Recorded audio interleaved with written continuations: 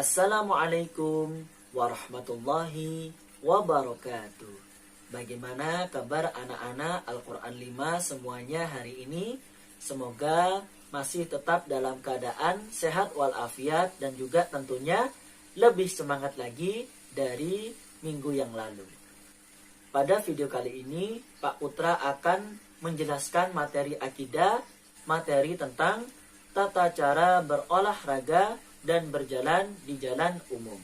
Sebelum Pak Putra memulai penjelasan pada video kali ini, mari kita awali kegiatan kita dengan membaca basmalah bersama-sama. Bismillahirrahmanirrahim. Silahkan disimak videonya. Wahai anakku, sesungguhnya di waktu-waktu yang senggang kamu perlu melakukan olahraga, sehingga semangatmu pulih kembali. Bila kamu hendak berolahraga, carilah tempat-tempat yang udaranya bebas dari polusi, dan hendaklah kamu berjalan dengan tenang dan jangan tergesa-gesa. Nah, di sini anak-anak, ketika anak-anak berada pada waktu yang senggang, bisa diluangkan waktunya untuk berolahraga. Karena apa? Salah satu manfaat dari olahraga adalah dapat mengembalikan semangat kita lagi. Jadi setelah beraktivitas selama Senin hingga Jumat atau Sabtu, pastinya kita lelah dan juga mungkin terasa bosan. Nah, jadi ketika kita berada pada waktu senggang, misalkan hari Minggu, nah sempatkan waktu itu untuk berolahraga. Apabila kamu hendak pergi berolahraga atau keperluan lain dengan teman-temanmu, jangan mengganggu orang lain yang sedang berjalan dan berbaris di jalan umum. Jadi di sini ketika kita berjalan ataupun akan olahraga, nah bila mana jalan yang akan kita lewati itu luas, maka kita bisa berjalan sejajar dengan teman kita. Jadi misalkan ini kita, ini teman kita. Jadi dua-dua seperti itu ya. Namun jika jalannya sempit, maka satu persatu berbaris ke belakang. Sesungguhnya jalan umum itu bukan kepunyaan pribadi, tetapi setiap pemakai jalan memiliki hak untuk memakainya. Oleh karena itu, janganlah kamu berdesak-desakan di jalan, karena yang demikian tidak layak bagi seorang pelajar dan dapat menyebabkan hilangnya rasa hormat kepada mereka. Adab ketika kita berada di jalan atau kita berjalan adalah jangan sampai kita itu merasa bahwa jalan yang kita lewati itu adalah jalan kita sendiri. Ya, jadi jalanan umum itu adalah jalan untuk semua orang. Jadi orang lain itu punya hak untuk memakainya juga. Jadi menghormati hak pengguna jalan yang lain.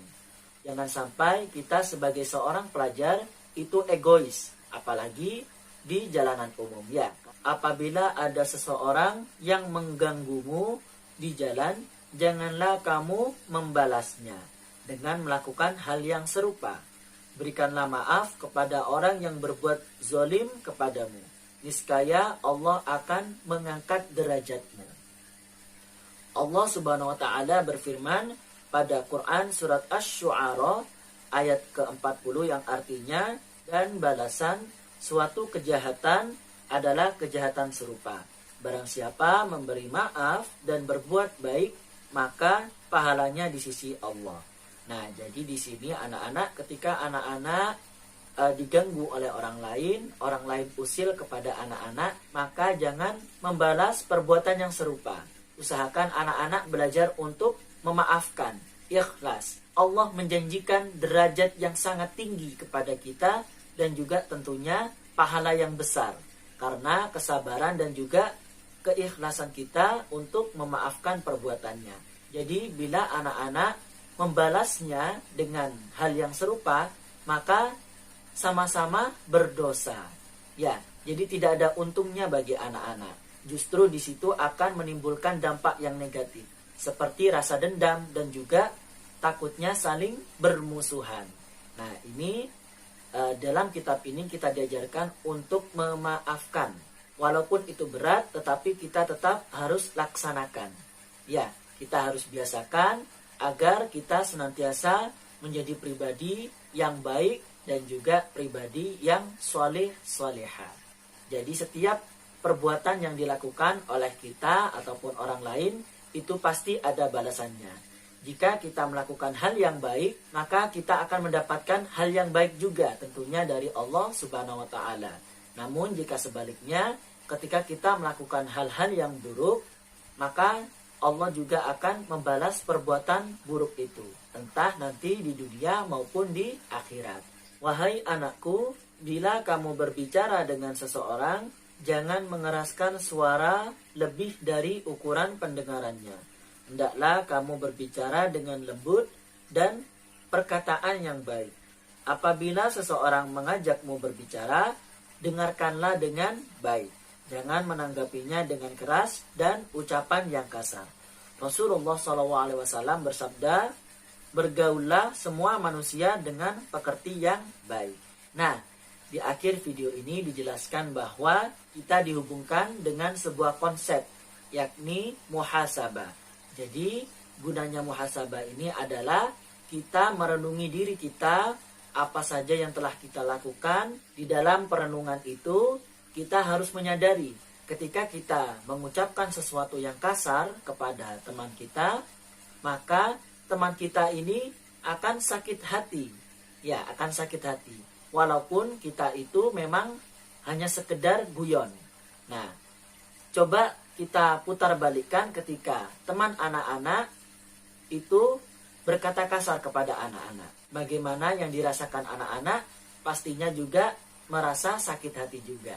Dengan muhasabah kita dapat menjadi pribadi atau manusia yang lebih baik lagi. Nah, kesimpulan pada video kali ini adalah yang pertama, anak-anak di sela-sela waktu senggang ketika hari libur ataupun yang lainnya, maka sempatkanlah untuk berolahraga. Lalu yang kedua adalah bila mana anak-anak di jalan, maka hormati hak-hak orang lain yang ada di sana. Ketiga adalah janganlah kamu membalas perbuatan yang buruk. Yang terakhir adalah ketika kita diajak bicara oleh orang lain atau teman-teman, maka dengarkanlah dahulu apa yang diucapkan. Dan jangan menyela-nyela pada saat teman kita berbicara.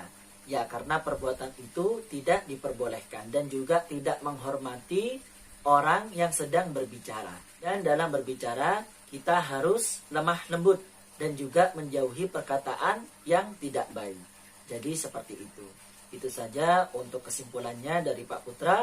Mari kita akhiri video kali ini dengan bacaan hamdalah bersama-sama. Alhamdulillahi Rabbil Alamin.